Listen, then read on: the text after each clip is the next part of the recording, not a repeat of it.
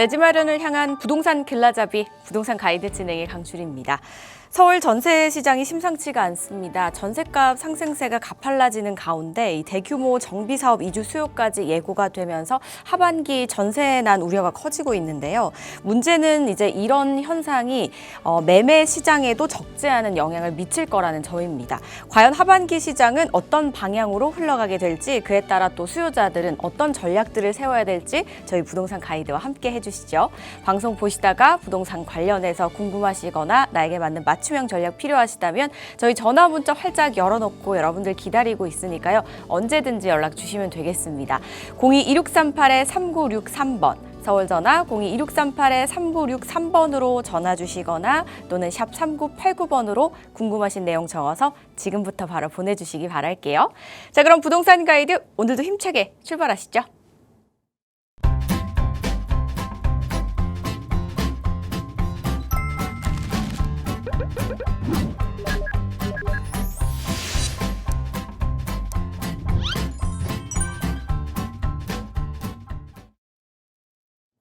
한 주 마무리하는 금요일입니다. 오늘 함께 하실 분 바로 모셔보도록 할게요. 위버라인의 우아미 이사와 함께합니다. 안녕하세요, 이사님.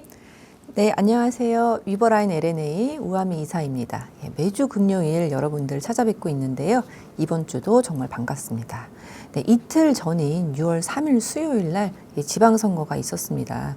우리 부동산 시장은 워낙에 이 부동산 정책에 또 영향을 많이 받고 있고, 또 부동산 시장 중에서도 이 재개발 관련해서는 이 관청의 입장이라든지 아니면 시장의 뭐 역할, 이런 부분들이 굉장히 중요하기 때문에 이 지자체장이나 아니면 시장 선거가 있는 그 지난 이 지방선거가 굉장히 중요했을 것으로 생각이 됩니다. 아무튼 간에 우리 그 당선된 시장께서는 이 재개발을 계속 지금 5년 동안 또 서울에서 운영을 했고, 또 많은 에너지를 쏟고 있다 보니까 이 부동산 시장 중에서 이 재개발 시장만큼은 좀 어느 정도 호재를 가지고 있다라고 보여집니다. 네, 최근 들어서 보면 이 아파트 가격뿐만 아니라 이 모든 것이 다 오른 것 같은 느낌입니다. 물가도 정말 비싸고요. 뭐 외식 한번 해도 이 가격이 옛날하고는 정말 비교도 안 될 정도로 만만치 않게 느껴지는 최근의 시점인데요.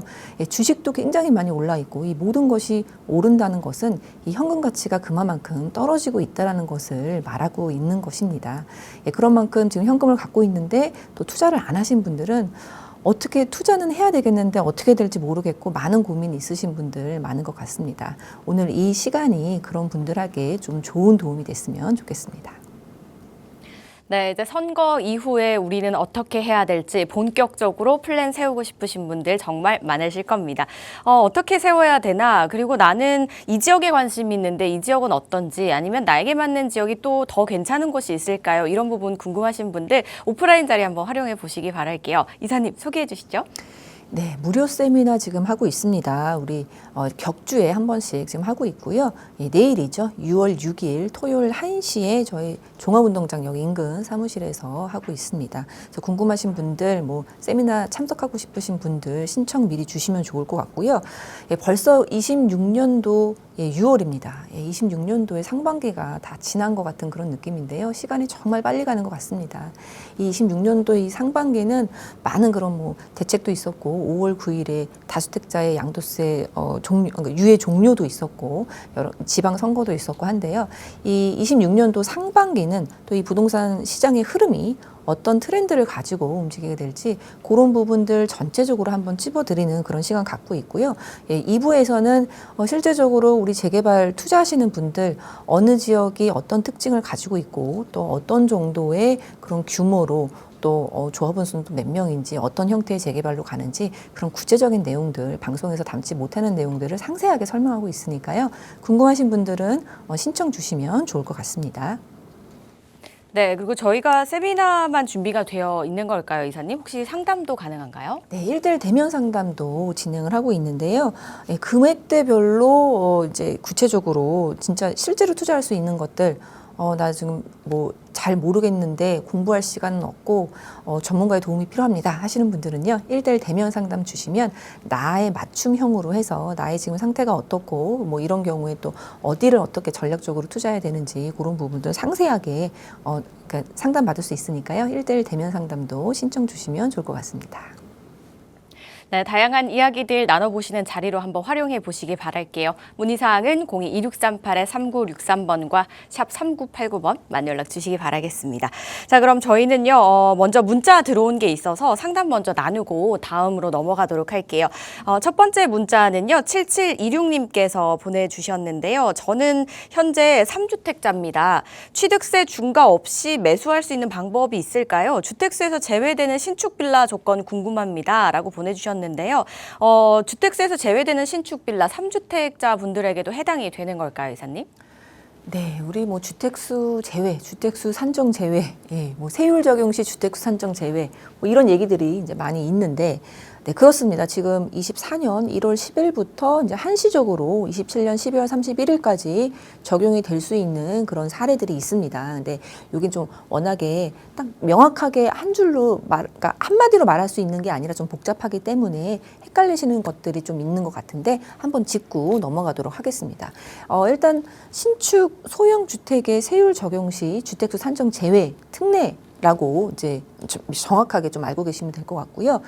지금 3주택자라고 하셨기 때문에 무조건 중과 배제를 받는 건 아니고요. 내가 기존에 갖고 있는 주택, 즉 3주택, 그 3주택은 살아 있는 겁니다. 그래서 적용할 때 이제 2주택자 분들보다는, 그러니까 1주택자 분들보다는 이렇게 혜택을 받을 수 있는 게 좀 줄어들기는 하는데요. 먼저 좀 내용을 짚어보도록 하겠습니다.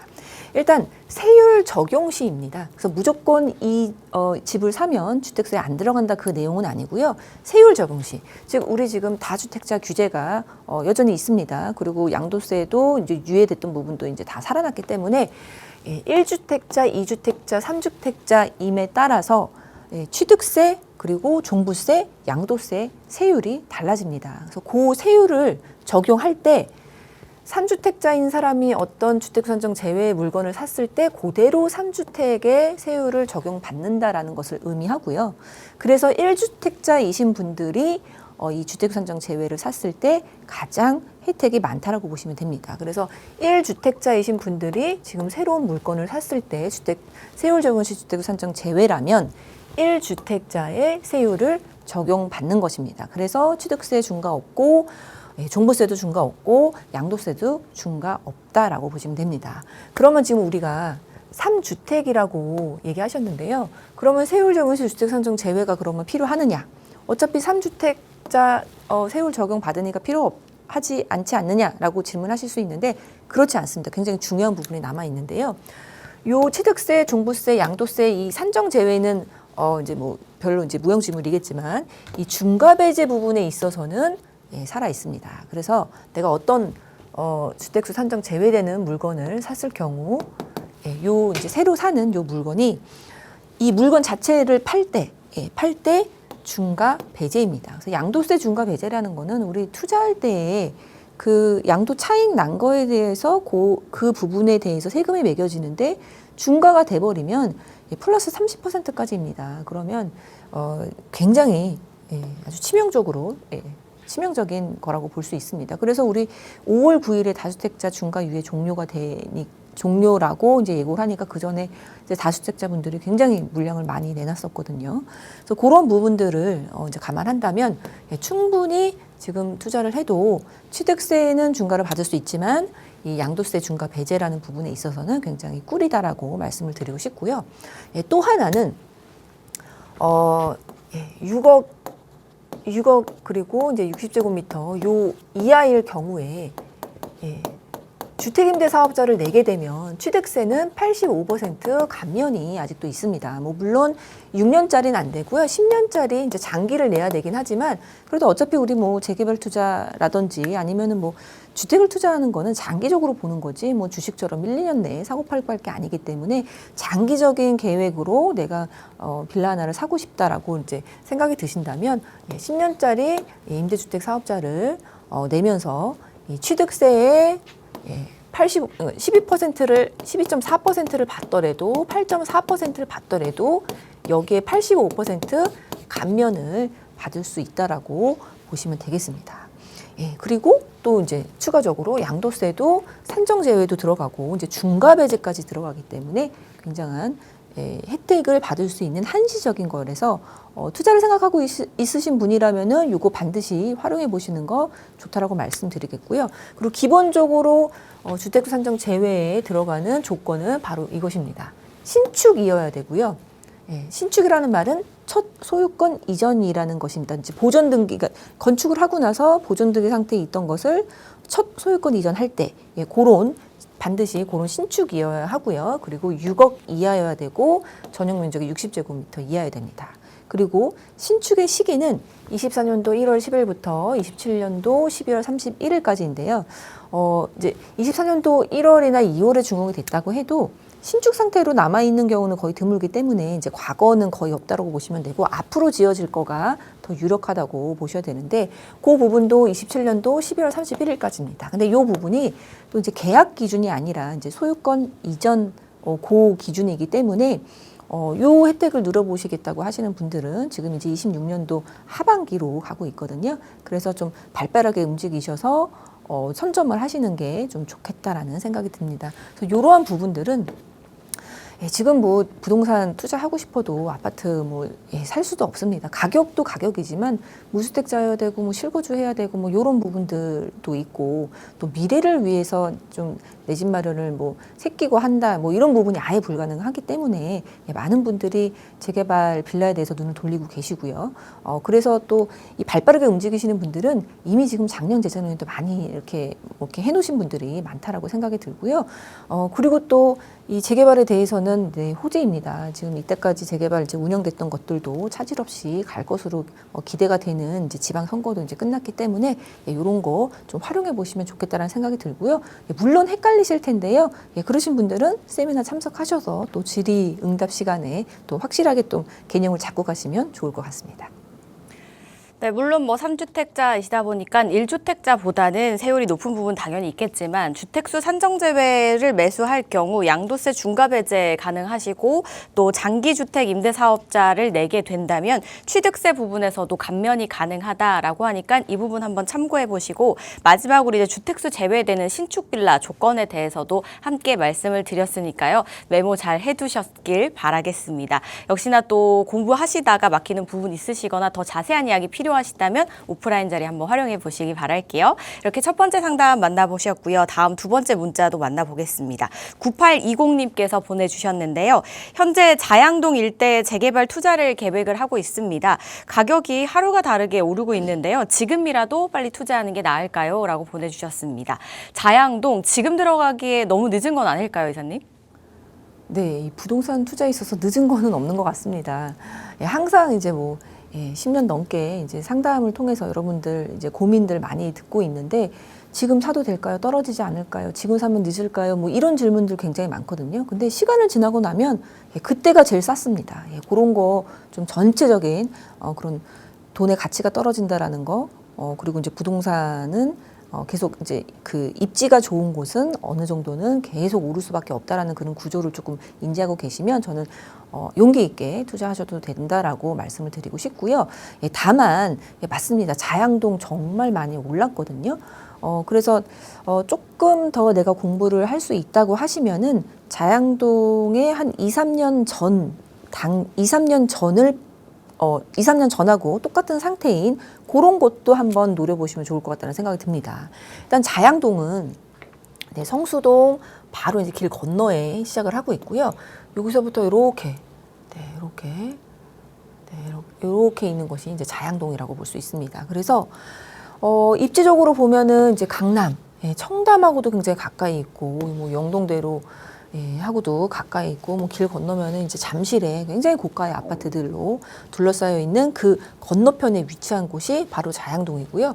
그리고 한강을 이렇게 이제 에워싸고 있는 그런 모습을 보이다 보니까 한강 조망권에 대한 그런 이슈도 있고 또 이제 강남하고 가깝다라는 그런 부분도 있고 50억대의 그런 아파트 이제 고가의 아파트들이 또 있고 또 성수 전략지구 굉장히 지금 재개발 중에서도 이제 핫한 그런 그런 재개발지다 보니까 굉장히 많은 분들이 눈여겨보셨고 맞습니다. 지금 조금 많이 올라있는 느낌이 드는데 그럴만하다라고 한번 말씀을 드리고 싶고요. 특히 자양사동 이런 지정되는 이제 신통으로 되는데 구역 지정되고 나서 뭐 원룸이 20억에 육박하고 20억 넘을 정도로 이제 굉장히 고가로 지금 형성이 되어 있고요. 거기다가 뭐 재건축 사업도 있고 자양 3동에 또 신통 기획도 있고 자양 2동에 이제 모아타운 이런 것도 최근에 다 이제 B 구역 같은 경우에는 관리 계획이 수립되고 또 A 구역, C 구역은 또 선정이 되고 뭐 이런 부분들 때문에 굉장히 많이 올라 있는 것 같습니다. 그래서 내가 뭐 여유가 있고 좀 안정적으로 관리 계획 수립된 데를 간다, 아니면은 뭐 구역 지정된 데를 간다 그러면은 뭐 자양 4동을 가셔도 되고, 구체적으로 내가 이제 금액이 좀 있으시다 하시면은 자양 4동 요런 구역 지정된 데, 아니면은 관리계획 고시가 된 데, 이런 B구역, 요런 것도 내가 뭐 10억 넘게 있다고 하시면, 20억 정도 있다고 하시면 요런 것도 저는 충분히 가셔도 긴 장기적인 뭐 플랜으로 보면 좋다라고 말씀을 드리고 싶고요. 그게 아니고 금액이 조금 덜하다 그러면은 선정된 데도 물론 좋습니다. 여기도 뭐 5억에서 10억 정도의 뭐 어떤 매물에 따라서 매물도 뭐 별로 없겠지만 그렇게 좀 투자금이 들어가게 될 텐데요. 저는 최근 같은 경우에는 너무나 정보가 다 공개되어 있기 때문에 비싸면 비싼 만큼 시세가 형성이 되어 있고, 비쌀만 하니까 시세가 형성이 되어 있고, 또 싸면 싼 만큼 좀 단계가 초기이기 때문에 좀 저렴하다고 보여지는데요. 내 자금에 맞춰서 좀 저렴하게 가실 분들은 저렴한 지역을 공략하시는 게 좋고, 금액이 있다 하시는 분들은 좀 비싸게 느껴져도 충분히 하셔도 된다라고 말씀드리고 싶습니다. 지금 비싸게 느껴져도 1년 뒤에 뭐 5년 뒤에 보면 절대 비싸지가 않거든요. 그래서 그러한 거 한번 말씀을 드리고 싶고요. 특히 지금 자양동, 자양동을 봤는데 너무 비싸지고 늦었다라고 생각이 드시는 분들은 자양동에 걸맞는, 자양동에 딱 붙어 있는 이제 이런 구이동, 이런 지역도 보시면 좋습니다. 이제 이 지역들 중에서도 뭐 신통으로 지금 연번동의서를 받아서 이제 이렇게 동의서 진구하고 있는 그런 지역들도 있으니까요. 그런 지역들 가시면은 지금 아직 들어올라 있습니다. 그래서 3억대 정도면은 또 투자가 가능한 그런 지역들이 있는데, 요 자양동, 요런 똑같은 신속 통합인데요. 요런 자양동에 한 4, 5년 전, 3, 4년 전 그 단계라고 보시면 됩니다. 그래서 이제 똑같이 아파트 가격이 아예 똑같이는 안 가겠지만 비슷하게 갈 수 있는 그런 입지, 좀 금액이 좀 적으시다면은 금액에 맞춰서 또 비슷한 입지를 공략하시는 거 좋겠다라고 말씀을 드리고 싶습니다. 자양동이 최근에 워낙 이제 급상승했다 보니까 조금 부담스러우시다면 자양동 상승 전의 상태죠. 그러니까 한 2, 3년 정도 전에 그 비슷한 상황인 재개발을 살펴보시거나 또는 그 옆에 있는 구이동도 한번 살펴보시면 어떨까라고 말씀을 주셨고요. 만약에 예산이 넉넉하시다면 뭐 구역 지정된 곳도 괜찮을 것 같다라고 말씀을 주셨으니까 이 부분 참고해 보신 다음에 조금 더 공부해 보시고 현명한 선택 꼭 내려보시기 바라겠습니다. 상담 내용 도움되셨길 바랄게요. 이렇게 저희 문자 만나봤습니다. 문자는 여기까지, 상담은 좀 여기까지 해서 마무리하도록 하고요. 계속해서 궁금하신 부분은 저희 전화 문자 열려 있으니까요. 연락 주시기 바랄게요. 저희 재개발 유망지 살펴보기 전에 부동산 시장 흐름 짚어주신다고 들었어요, 이사님. 한 주간의 부동산 시장의 주택가격 흐름이 좀 많이 있었을까요? 네, 우리 금요일 날 매주 방송을 하다 보니까 한국부동산원에서 목요일마다 이 주간 동향에 대해서 발표를 합니다. 그래서 참 이렇게 이 한 주간을 이제 훑어보기 참 좋은 시간인 것 같은데요. 오늘도 6월 첫째 주에 아파트 매매 그리고 아파트 전세 가격 동향에 대해서 한번 살펴보도록 하겠습니다. 네, 일단 먼저 말씀드릴 게 주간입니다.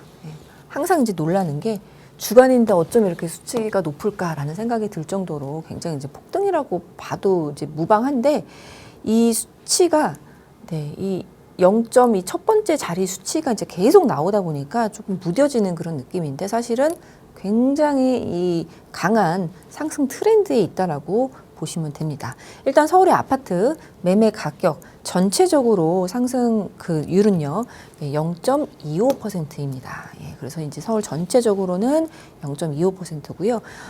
이 5월 첫째 주부터 살펴보면 5월 첫째 주가 0.15, 둘째 주 0.28, 0.31, 0.25, 0.25인데요. 지난주하고 이제 똑같은 보합세로 상승하고 있다. 가격이 똑같다는 게 아니고요. 상승세가 똑같다라는 말입니다. 그래서 강남하고 강북을 좀 나눠서 살펴보면요. 강남 11개구가 0.24%고요.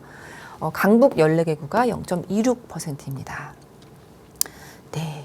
이 강북 쪽에 이 거래량도 많고 이제 상승세도 조금 더 두드러지는 이유는 지금 이제 전체가 토지거래 허가로 되어 있고 이제 대출 규제가 막혀 있기 때문에 무주택자가 실거주하면서 대출을 안 받고 대출을 비교적 안 받고 살 수 있고 대출 규제를 비교적 안 받고 살라 그러면 중급지 이하 중하급지, 중급지 요런 쪽에 좀 집중할 수밖에 없기 때문에 더욱 요런 이제 강북 쪽이 더 강세를 보이는 것 같습니다.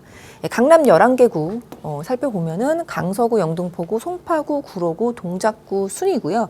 여기서 강서구랑 영등포구가 0.31%입니다. 그래서 굉장히 높은 상승세를 보이고 있다고 보시면 되겠고, 강북 14개 구도 이 상승세를 살펴보면요. 동대문구, 성동구, 강북구, 성북구, 중구 순인데요. 이 5개 자치구 전체가요. 0.3%포인트 대입니다. 그래서 상당히 이제 높은 상승률을 보이고 있어 보입니다. 우리 서울을 5개의 권역으로 나눠서 좀 한눈에 볼 수 있게 그래프로 보면 전체적으로는 1월부터 계속 상승입니다. 상승세가 상승률이 더 높다 낮다일 뿐이지 계속 상승하고 있는 것입니다. 그러다가 이 양토세 중과 유예 종료 부분이 좀 확정적으로 되는 1월 말부터 살짝 이 동남권, 강남 3구가 속해 있는 이 동남권이 하락을 잠깐 겪었고요.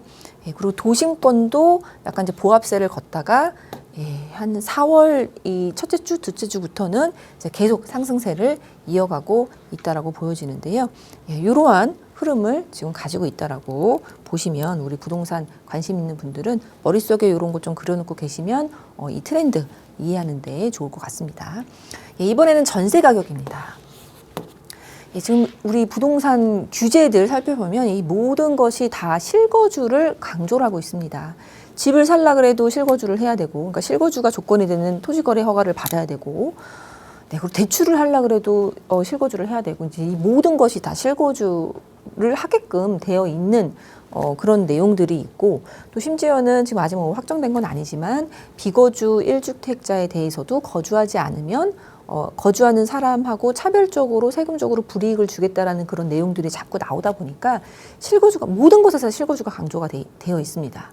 근데 실거주가 강조가 되다 보면 당연히 이제 실거주를 하면 전세에서의 공급은 이제 줄어든다라는 것을 의미하고요. 수요 공급에 따라서 전세 시장에서 공급이 줄어들기 때문에 전세 가격은 높아질 수밖에 없는 그런 구조를 가지고 있다라고 봐도 무방할 것 같습니다. 게다가 전세 가격도 가격이지만 전세 매물이 없는 아예 그냥 뭐 대단지인데도 이 서울 외곽 지역이나 이제 중심지 외의 지역들은 이제 매매 거래량이 많은 지역들은 아예 그냥 전세 물량이 없게 되는 그런 현상도 많이 지금 보여지고 있는 실정입니다.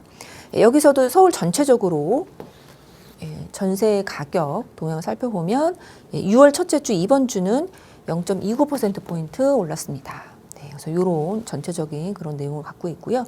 5월 첫째 주부터 보면요. 0.23, 0.28, 0.29, 0.16, 0.29 그렇게 뭐 흔들림 없이 그냥 꾸준하게 계속 이제 상승세를 보이고 있는 것이라고 볼 수 있습니다. 강남 11개구와 그리고 강북 14개구를 나눠서 살펴보면요. 강북 14개구가 0.34%입니다. 그래서 여기에서 이제 가장 높은 상승률을 보였던 자치구를 살펴보면 성동구, 도봉구, 성북구, 노원구 요 순인데요. 너무 놀랍게도 거의 뭐 0.5%에 육박합니다. 성동구 같은 경우에는 0.48, 도봉구 0.47, 성북구 0.43.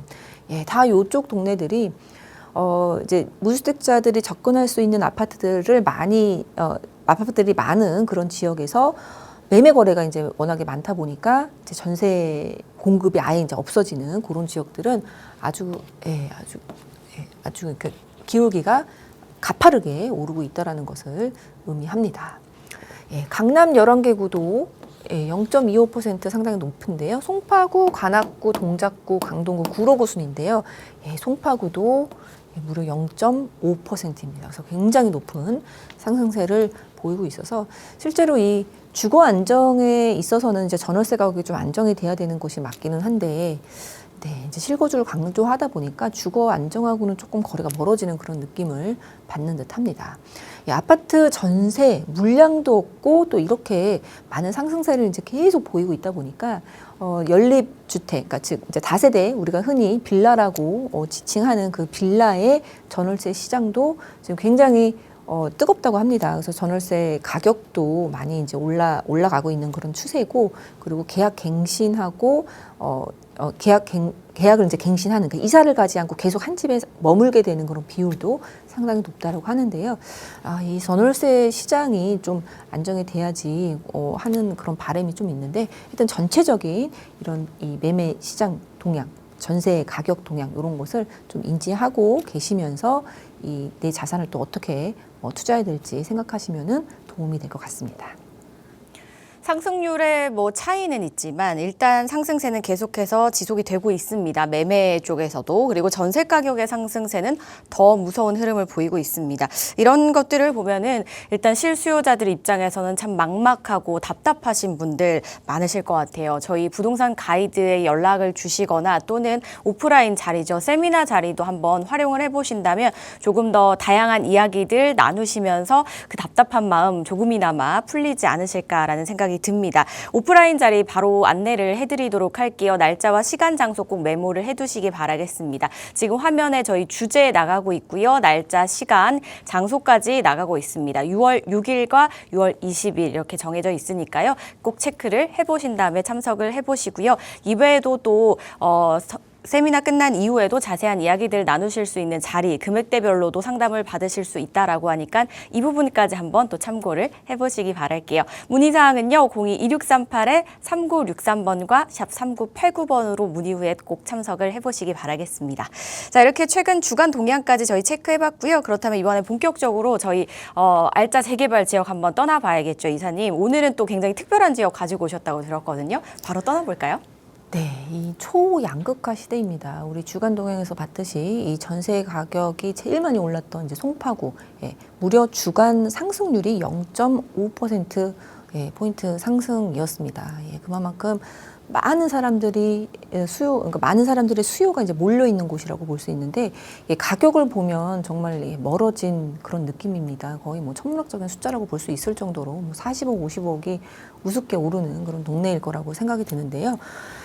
초양극화 시대, 강남에서도 지금 이제 재개발의 그런 열기가 굉장히 뜨거워지고 있고, 또 이제 재개발을 통해서 이 아파트가 되는 그런 부분들, 다른 지역들이 이제 선제적으로 많이 되다 보니까 특히 자양동 같은 경우도 이제 관리계획, 구역 지정 이런 부분들이 되다 보니까 바로 강 건너에 이 잠실, 삼전동 쪽에서도 이제 많은 움직임이 있는 것 같습니다. 그래서 강남 중에서도 어디에 어떻게 소액이라면 얼마 정도로 입성을 할 수 있는지 그러한 부분 집중적으로 좀 짚어보도록 하겠습니다. 네, 강남 그런데 소액으로 가능하다라고 합니다. 과연 어딘지 한번 저희가 하나씩 한번 살펴볼게요. 일단 키포인트부터 체크하면서 넘어가시죠. 첫 번째 키포인트는 초양극화 시대, 나도 입성하고 싶다. 저도 입성하고 싶네요, 이사님. 입성 어떻게 하면 될까요? 네, 저 문의 전화 주시면 제가 상세히 상담 드리도록 하겠습니다. 양극화의 중심지 잠실입니다. 25년도 이제 초부터 해서 이 양극화 하더니 25년도 한 중반부터는 이제 굉장히 이 양극화가 이제 커지는 그런 느낌이었습니다. 그래서 초양극화 시대라는 그런 기사말이 굉장히 많았었는데요. 그때 중심이 된 지역이 바로 송파입니다. 송파. 네, 지금 물론 다주택자 양도세 규제, 양도세 이제 종료, 양도세 중과 유예 종료를 막 이렇게 발표하고, 그리고 또 이 강남 쪽에 대한 규제가 이제 워낙에 세다 보니까 잠깐 이런 급매들이 소진되면서 가격이 살짝은 이제 다운된 그런 시기도 있었는데요. 이미 지금 다 회복을 했고요. 더 많이 올라가고 있는 그런 실정입니다. 그래서 이제 송파 중에서도 잠실 지역은 이 양극화의 중심에 있었던 그런 지역으로서 수요가 굉장히 많은 지역이라고 볼 수 있습니다. 25년도에 이 선도 아파트 50 리스트가 있었는데요. 그때도 이 강남의 12개, 송파의 12개, 이 강남하고 송파가 이제 아주 이 선도하는 그런 아파트 많은 인기가 있는 아파트들, 가격이 견고하게 움직임이 없는 그런 아파트들이 이제 가장 많이 이제 포진이 되어 있는 곳이 바로 강남구하고 송파구라고 볼 수 있습니다. 근데 이제 송파구 중에서도 한강에 딱 붙어 있는 그 잠실 라인 그리고 탄천에 붙어 있는 고러한 라인들이 이제 굉장히 각광을 받고 있다라고 볼 수 있습니다. 네, 잠실의 입지를 한번 살펴보면요. 잠실은 이렇게 보시면 됩니다. 이렇게 보시면 되는데, 이쪽 지역이 이제 다 잠실이라고 볼 수 있는데요. 잠실동입니다. 지금 제가 말씀드린 지역은. 그래서 여기가 아시아 선수촌이랑 이제 우성 1, 2, 3차가 있는 곳이 잠실 7동이고요. 여기가 이제 잠실 보은동이 되겠습니다. 그리고 여기는 삼전동이 있고, 그리고 여기가 잠실 2동, 그리고 잠실 3동, 이렇게 볼 수 있는데, 잠실은 정말 뭐 작년부터 이 아파트 가격 뭐 올랐다 떨어졌다, 금매가 나온다, 제일 많이 떨어졌다, 전세값 많이 오른다, 뭐 굉장히 이제 논란의 중심이었는데, 얼마 전에 이틀 전에도 잠실 7동이죠. 투표 용지 이제 부족하다고 뭐 이제 유혈 사태가 좀 났던 그런 지역이 바로 또 잠실 7동이기도 합니다. 이래저래 아무튼 좀 주목이 되는 그런 지역이라고 좀 볼 수 있는데요. 이쪽 중에서도 이제 이미 아파트로 된데 이런 지역들 외에 잠실 본동 그리고 삼전동이 여전히 저층주거 밀집지로 지금 되어 있고요.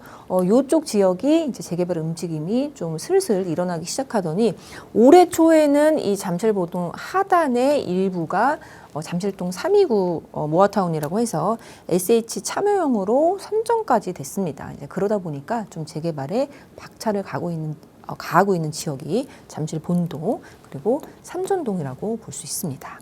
이 잠실 일대 이렇게 보면요.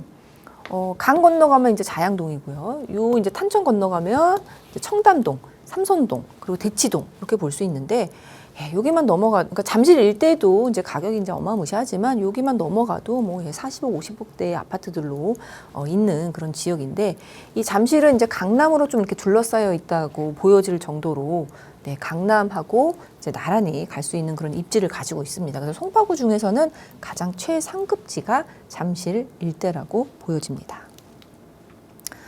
네, 이렇게 보면 조금 더 이제 편하게 볼 수 있는데, 엘스 리센츠 트리지움. 한 20년 차에 육박하는 그런 이제 연도를 갖고 있습니다. 이제 엘리트라고 우리 이제 소위 말하는 그런 아파트인데 대표적인 이 잠실에 리딩하는 아파트로 자리매김한 지 이제 한참 됐고요.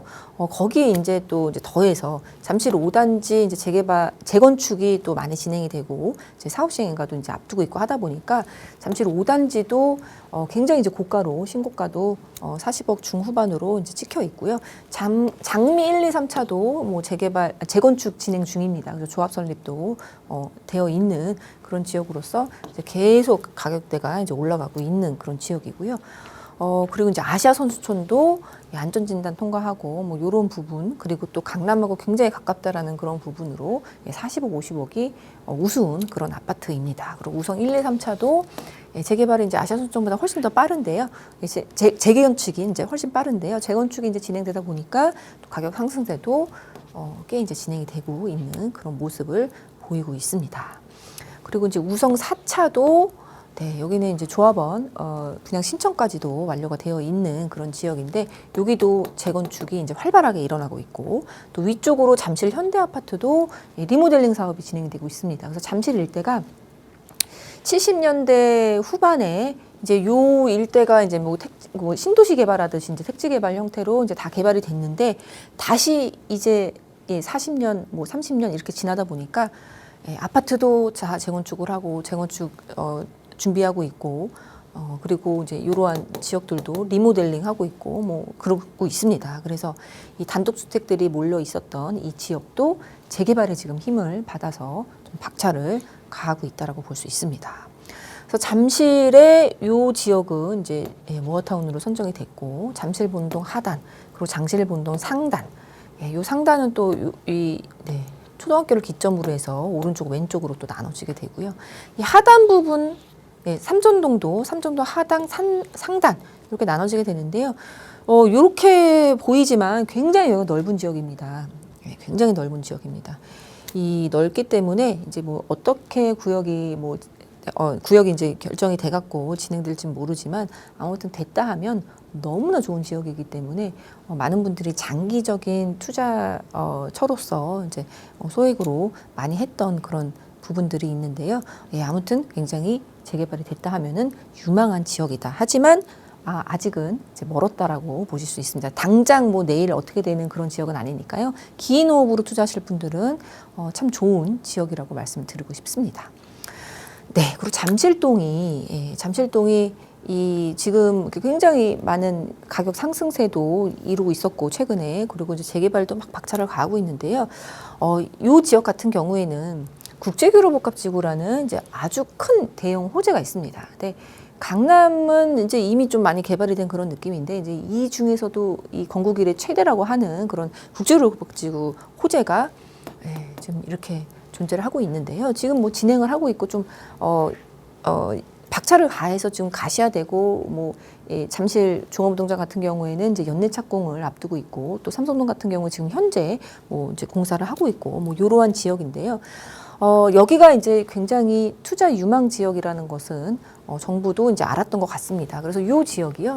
우리 지금 서울 전역과 경기도 12곳이 토지거래 허가로 지정이 되어 있는데 그 이전 훨씬 전에 2020년도 6월에 벌써 이 청담동, 삼성동, 대치동, 잠실동은 토지거래 허가로 묶여져 있었습니다. 그래서 계속 연장되던 것이 25년도 초에 25년도 이제 3월 요쯤에 잠깐 풀렸다가 이제 강남 3구랑 용산구가 또 토지거래 다 묶이게 되는 그런 또 해프닝이 있기는 했었는데 계속 수년간 지금 20년부터 요 지역만큼은 계속 토지거래 허가라고 생각하시면 됩니다. 그래서 그런 만큼 투자 수요, 뭐 투기 수요, 뭐가 맞는지 모르겠지만 그러한 수요들이 몰릴 수 있는 아주 충분한 조건을 가지고 있어서 그러합니다. 그래서 우리 현대차 글로벌 비즈니스 센터라든지 영동대로 뭐 복합 사업이라 영동대로 지하 사업이라든지 뭐 잠실에 잠실 스마트 마이스 파크라든지 여러 가지 이제 대형 사업들이 있는데 그러한 사업들이 이제는 좀 확정이 돼서 원래도 이 GBC 현대차 글로벌 비즈니스 컴플렉스 같은 경우도 이제 105층짜리였는데 이제 49층의 4개 동으로 이제 좀 확정이 되었고요. 그리고 이제 잠실 그 돔 야구장 있는 그 잠실의 이제 종합운동장 그쪽 부분도 이제 연내 착공을 좀 앞두고 있기 때문에 이러한 대형 호재가 지금 이제 바로 이제 눈앞에 펼쳐진다라고 볼 수 있습니다. 그런 만큼 잠실동하고 삼촌동의 투자 수요는 끊이지 않을 거라고 생각이 듭니다. 양극화의 중심지인 잠실을 지금 하나씩 만나보고 있습니다. 잠실에 관심 있으신 분들 많으실 것 같아서 오늘 중복하시는 분들 많으시겠네요. 자, 다음은 또 이어서 저희 체크를 해보신다면요. 국제교류복합지구입니다. 국제교류복합지구 규모가 굉장히 엄청나다고 들었거든요. 이사님, 어느 정도인가요? 네, 국제교류복합지구는 규모도 굉장히 엄청나고요. 이미 이 국제교류복합지구 많은 분들이 이제 방송에서 얘기를 해서 여러분들도 이제 귀에 많이 익으셨을 텐데 그만큼 계획된 지가 오래됐습니다. 2016년도에 국제교류복합지구가 이제 본격적으로 이제 그 아우터 라인이 좀 정해졌다고 볼 수 있는데 벌써 10년이 됐습니다. 그래서 이제 많은 논의 끝에 그리고 이게 사업이 이제 크다 보니까 이제 여러 가지 그런 사업들이 다 하나 둘씩 이제 확정이 되면서 좀 이제 진행이 마무리가 되고 있는 그런 느낌입니다. 전체적으로 보면요, 이 삼성동과 그리고 잠실 이렇게 나눠서 볼 수 있는데 삼성동은 일단 국제 업무 그리고 문화 환승, 보행 중심지로 개발이 된다라는 이제 큰 이렇게 육성한다라는 큰 그림을 가지고 있고요. 코엑스는 뭐 지금도 사람들 굉장히 많습니다. 그래서 마이스 핵심 거점 역할을 지금 하고 있는데 코엑스는 기존 그대로 그런 역할을 유지하는 것으로 그리고 예전에 이제 한전부지죠. 한전부지 같은 경우에는 이제 현대차가 이제 입찰을 통해서 이제 매매를 하게 됐는데 매각이 되었는데 이제 요 부분 같은 경우에는 업무 시설, 그러니까 오피스. 현대차의 그런 사옥들 들어올 것으로 생각이 되고 이제 숙박, 판매 시설, 그리고 공영장, 그리고 저층부에는 옥상 정원, 고층부에는 전망을 할 수 있는 그런 전망공원 그런 것들이 들어올 것으로 생각이 됩니다.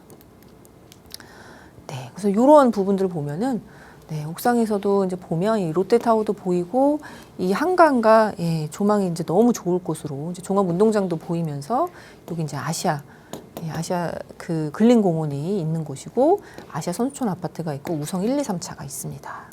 그리고 여기 보면 이제 엘스도 보이고요. 네, 이쪽에 이제 트리지움도 보이고 여기가 종합운동장역인데요. 여기 옆쪽으로 해서 저희 위버라인 LNA 사무실도 바로 이제 이쪽에 위치를 해 있습니다. 그래서 이러한 계획들을 가지고 있다라고 보는데 이런 계획들이 다 사람들이 많이 몰리는 그런 사업이라는 것이 키포인트인 것 같습니다.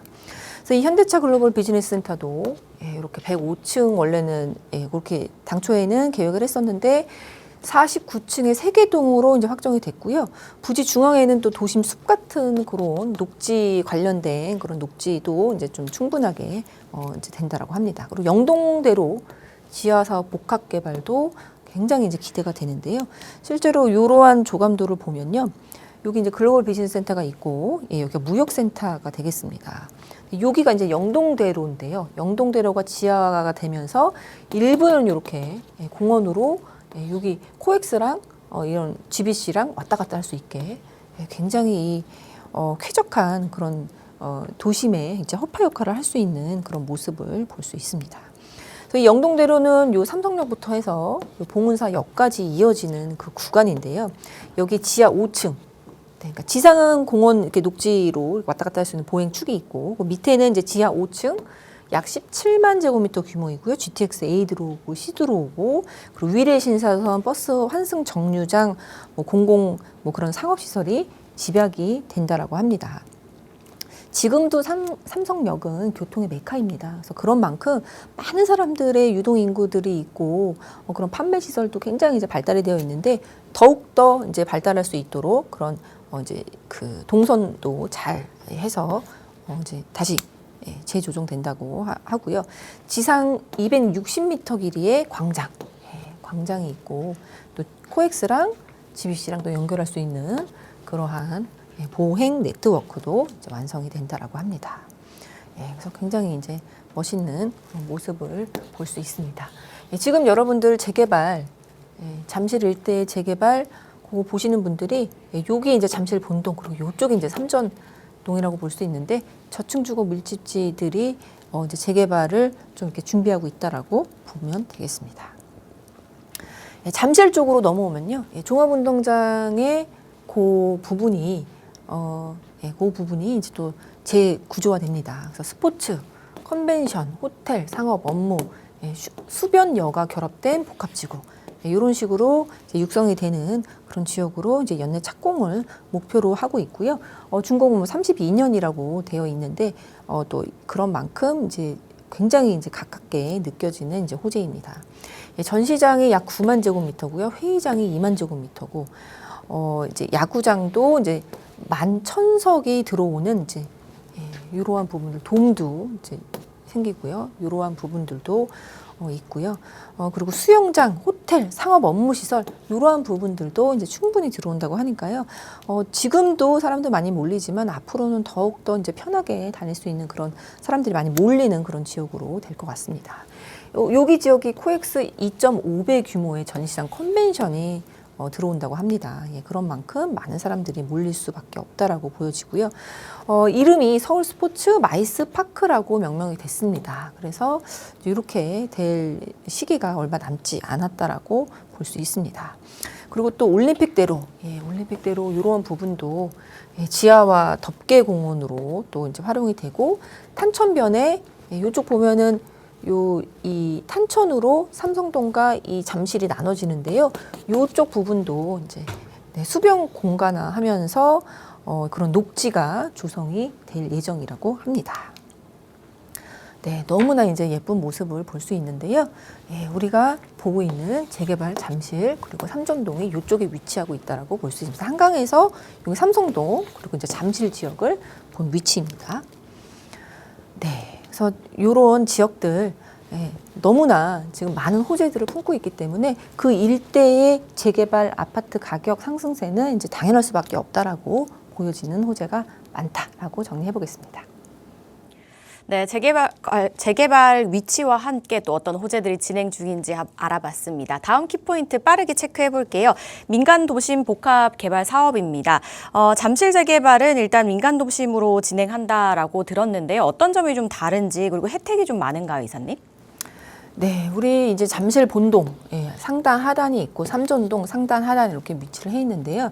이 지역 같은 경우에는 예전에 단독주택이 이렇게 있었던 그런 지역이 또 필지가 워낙 크게 들어왔기 때문에 빌라로 많이 변모가 되어 있습니다. 그래서 노후도가 30년 이상 노후도가 재개발로 봤을 때는 정비 사업으로 봤을 때는 만족하지 않은 부분이 있기 때문에 이쪽 지역에 재개발이 된다고 하면은 20년 이상의 기준으로 잡는 모아타운 아니면은 지금 아직 시행규칙안이 주거 중심은 확정이 안 됐지만 도심복합개발 이 두 가지로만 갈 수가 있습니다. 그래서 이 두 가지 형태로 재개발이 갈 수 있는 그런 지역이기 때문에 다른 재개발 형태들 뭐 역세권 활성화라든지 시프트라든지 아니면 신속통합이라든지 그런 재개발 말고 20년 이상의 기준이 되는 모아타운하고 민간 도심복합개발이 어디가 될 수 있는지 그런 부분을 좀 따져보면은 좋을 것 같다라는 생각이 듭니다.